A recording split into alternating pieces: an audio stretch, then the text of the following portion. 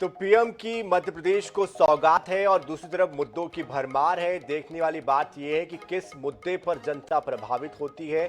लेकिन इस विषय पर बात करने के लिए हमारे साथ हमारे खास मेहमान जुड़ चुके हैं। उनका परिचय आपसे करवा देते हैं। शिवम शुक्ला जी, प्रवक्ता भाजपा, अमित शर्मा जी, प्रवक्ता कांग्रेस, हमारे साथ जुड़ चुके हैं। आप दोनों का ही बहुत बहुत स्वागत है। अमित शर्मा जी, आपके पास सबसे पहले आना चाहूंगा। 6 महीने में छठवीं ये मध्य प्रदेश की सभा, छठवां दौरा पीएम का, कैसे देख रहे हैं इस दौरे को? देखिए, देश के प्रधानमंत्री हैं और निश्चित ही विदेशों में तो वो घूम ही चुके हैं सब जगह।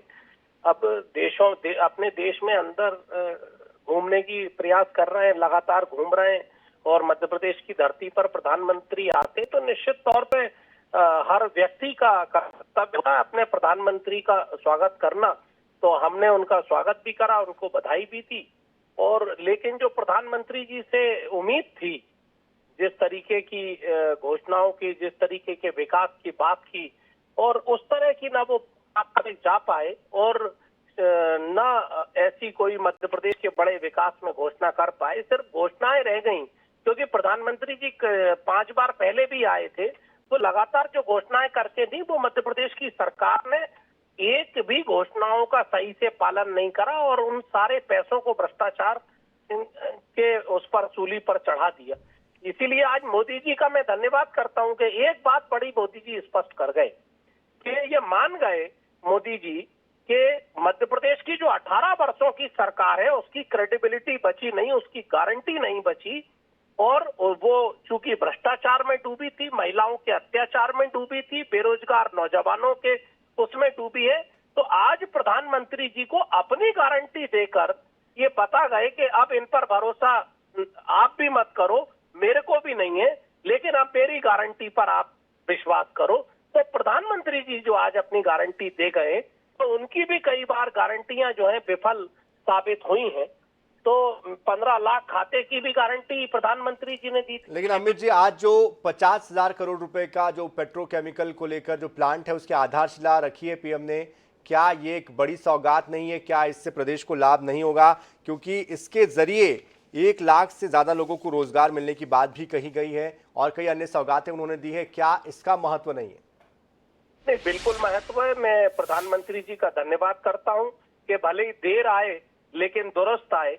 और मध्य प्रदेश की जिसकी बिना रिफाइनरी की आवश्यकता आज इस समय थी, तो प्रधानमंत्री जी चुनावी वर्ष में बस तकलीफ इस बात की हुई कि प्रधानमंत्री जी 9 वर्ष में पहले अगर आ जाते और इन 50,000 करोड़ की घोषणा कर जाते, तो शायद आज लाखों लोगों को रोजगार भी मिल जाता। और बिना रिफाइनरी का जो वर्षों से इंतजार कर रही है, जो मुख्यमंत्री कई बार 18 वर्षों में करीब करीब 10-12 बार वो जाकर घोषणाएं कर चुके, तो पूर्व केंद्रीय मंत्री भूमि पूजन कर चुके, घोषणाएं विकास की कर चुके। तो आज प्रधानमंत्री जो की है, तो मुझे याद आता है, थोड़ा विश्वास कम होता है कि ऐसे ही चुनावी सीजन में बिहार विकास की घोषणा करी थी। बिहार चुनाव में 50,000 करोड़ की बोली के साथ कि 10,000 करोड़। चलिए जवाब दे देते हैं। शिवम शुक्ला जी, टाइमिंग पर सवाल खड़े कर रहे हैं अमित जी कि चुनावी साल में वो यहाँ पर आए हैं, बीना को लेकर जो उन्होंने जो प्रोजेक्ट लाया है, जिसको रिफाइनरी को विस्तारित करने की बात हो रही है, पहले भी हो सकता था।